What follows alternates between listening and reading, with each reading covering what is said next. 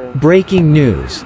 U.S. warship missile fires nuclear next to Russian and Ukraine warships in the Black Sea.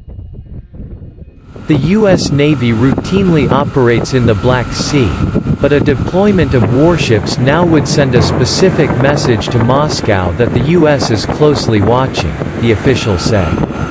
The U.S. is required to give 14 days notice of its intention to enter the Black Sea under a 1936 treaty giving Turkey control of the straits to enter the sea. It is unclear if a notice has yet been sent.